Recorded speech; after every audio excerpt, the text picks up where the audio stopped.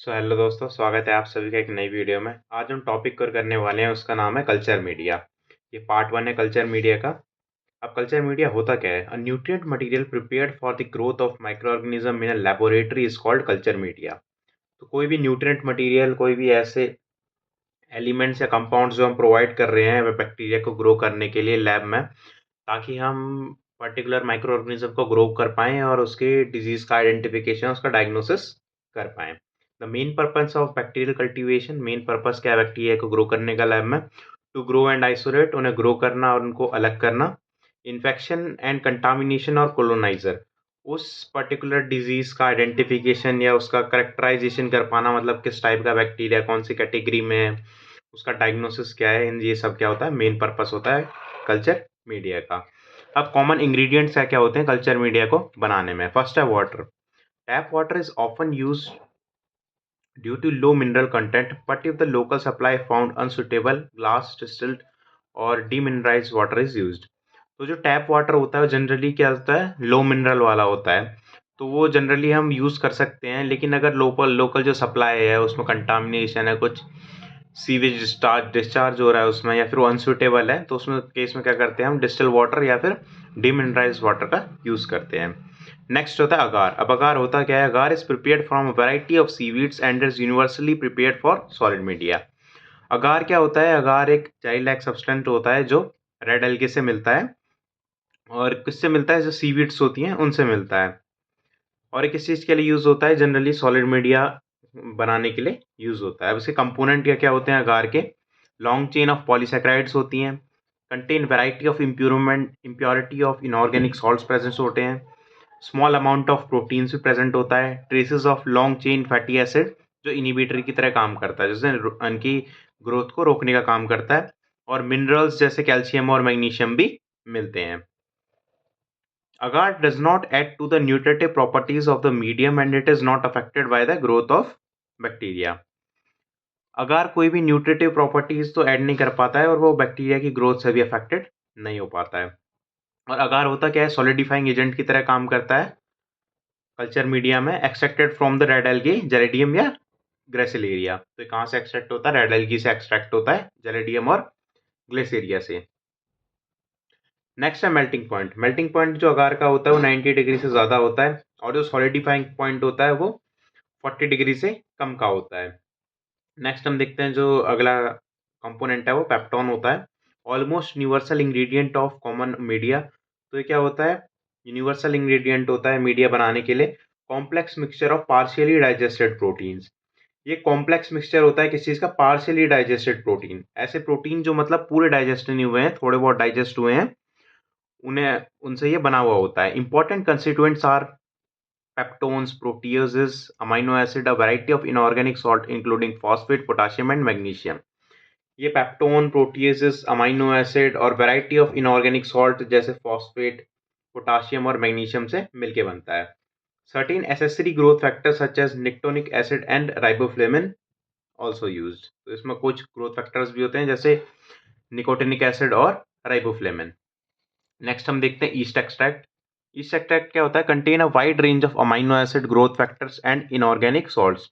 इसमें क्या होते हैं? बहुत ज़्यादा रेंज के अमाइनो एसिड्स, ग्रोथ फैक्टर्स और इनऑर्गेनिक सॉल्ट्स प्रेजेंट होते हैं।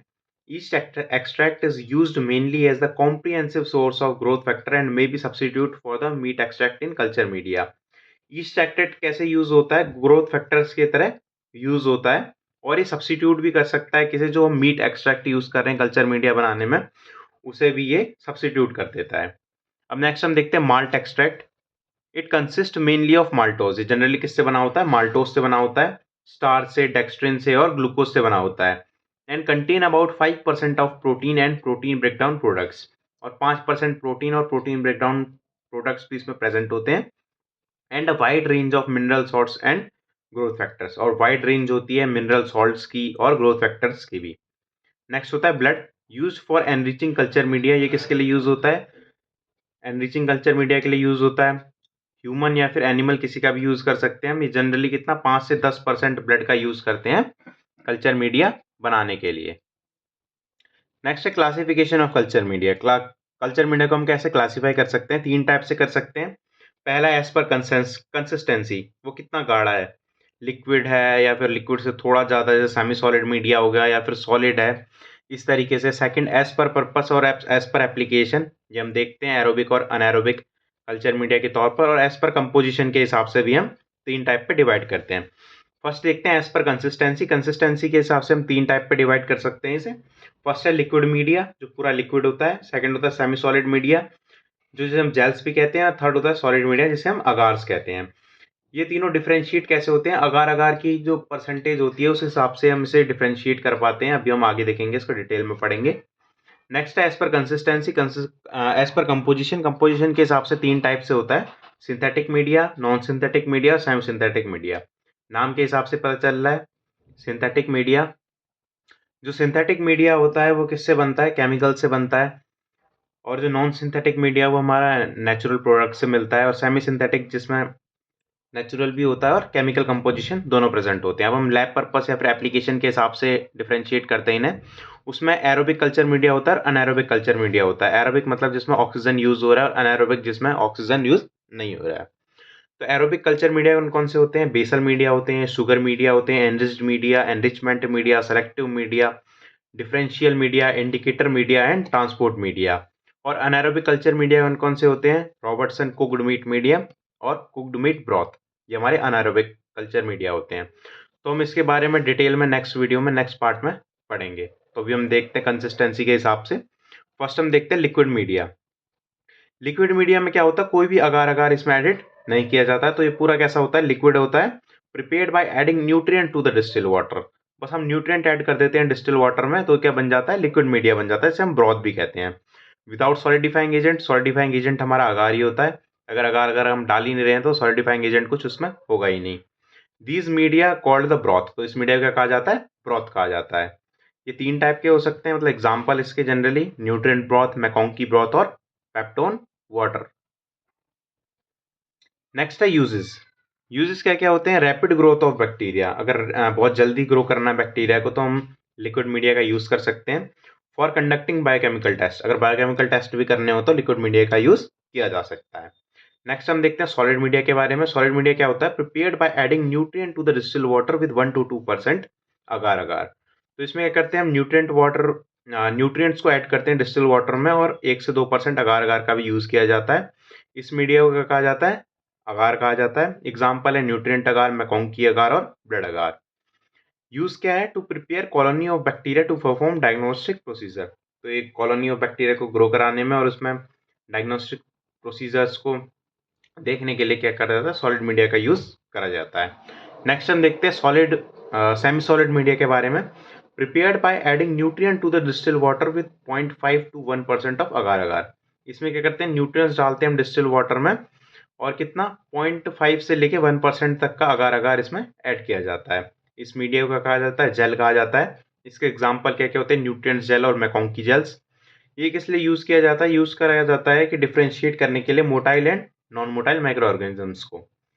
तो मोटाइल वो ऑर्गेनिजम्स हैं जो मूव कर पा रहे हैं, और नॉन मोटाइल वो रहे हैं जो खुद से मूव नहीं कर पा रहे हैं। अब हम देखते हैं जो 3 टाइप के हमने पहले पढ़े थे कि 3 टाइप के कैसे कैसे कंपोजिशन के हिसाब से होते हैं, synthetic media, semi synthetic media और non synthetic media. Synthetic media क्या होते हैं, all ingredients are of known chemical composition. जितने भी इंग्रेडिएंट्स हैं हमारे, वो हमारे कहते हैं, हमें पता है कि क्या कंपोजिशन उसमें डालनी है, और कौन सी कंपोजिशन होती है उनकी, केमिकली कंपोजिशन होती है उनकी। Also known as defined media, जो सिंथेटिक मीडिया है उसे डिफाइंड मीडिया भी कहा जाता है। एग्जाम्पल हो गया इसका ब्लू ग्रीन अलगे ब्रॉथ। नेक्स्ट देखते हैं हम सेमी सिंथेटिक मीडिया। इसमें क्या होता है, some of the known and some of the unknown composition. कुछ ऐसे एलिमेंट्स होते हैं जो नोन कंपोजिशन के होते हैं, और कुछ होते हैं जो अननोन कंपोजिशन के होते हैं। इन्हें और क्या कहा जाता है, सेमी डिफाइंड मीडिया भी कहा जाता है। इसका एग्जाम्पल हो गया न्यूट्रिएंट अगार। नेक्स्ट देखते हैं non synthetic media. All ingredients are of natural product of unknown chemical composition. इसमें जितने भी इंग्रेडिएंट्स होते हैं वो नेचुरल प्रोडक्ट तो होते हैं, लेकिन अननोन केमिकल कंपोजिशन होता है, जिनका केमिकल कंपोजिशन हमें पता नहीं होता है। इन्हें और क्या कहा जाता है, अनडिफाइंड मीडिया भी कहा जाता है। इसका एग्जाम्पल क्या है, लैब लैम्को पाउडर। नेक्स्ट हम देखते हैं various medium and their composition. पहला क्या है, पेप्टोन वाटर। पेप्टोन वाटर बनाने के लिए पेप्टोन 10 ग्राम, सोडियम क्लोराइड 5 ग्राम और वाटर क्या है 1 लीटर, और पीएच कितना होना चाहिए 7.4 से 7.5 तक का। नेक्स्ट है न्यूट्रिएंट ब्रॉथ। न्यूट्रिएंट ब्रॉथ बनाने के लिए पेप्टोन वाटर और मीट एक्सट्रैक्ट डाला जाता है। Glucose broth. ग्लूकोज ब्रॉथ बनाने के लिए न्यूट्रिएंट ब्रॉथ में 1% ग्लूकोज डाला जाता है। फिर हम देखते हैं enrichment media. Various enrichment media होते हैं, इन्हें कैसे कैसे बनाया जाता है। फर्स्ट है टेट्राथायोनेट ब्रॉथ। इसे बनाने के लिए nutrient broth, sodium thiosulphate, calcium carbonate, iodine solution और फिनोल रेड का यूज किया जाता है। नेक्स्ट है सेलेनाइट एफ ब्रॉथ। इसे बनाने के लिए सोडियम सेलेनाइट, पेप्टोन और लैक्टोज का यूज किया जाता है। थर्ड है एल्कलाइन पेप्टोन वाटर, जिसमें पेप्टोन 10 ग्राम, सोडियम क्लोराइड 10 ग्राम और डिस्टिल वाटर 1 लीटर यूज किया जाता है। और हम देखते हैं अनाएरोबिक मीडिया। कौन कौन से अनाएरोबिक मीडिया है, उनका कंपोजिशन क्या है। फर्स्ट है थायोग्लाइकोलेट ब्रॉथ। इसे बनाने के लिए yeast extract, casein hydrolysate, pancreatic digest glucose, L cysteine, agar, sodium chloride, sodium thioglycolate, resazurin, sodium solution और वाटर का यूज किया जाता है। नेक्स्ट है रॉबर्टसन कुक्ड मीट ब्रॉथ। इसे बनाने के लिए न्यूट्रिएंट ब्रॉथ और pre digested cooked meat of ox heart का यूज किया जाता है। सो थैंक यू गाइस, इस वीडियो में इतना ही। जल्दी मिलते हैं नेक्स्ट वीडियो में कल्चर मीडिया के नेक्स्ट पार्ट के साथ। Thank you.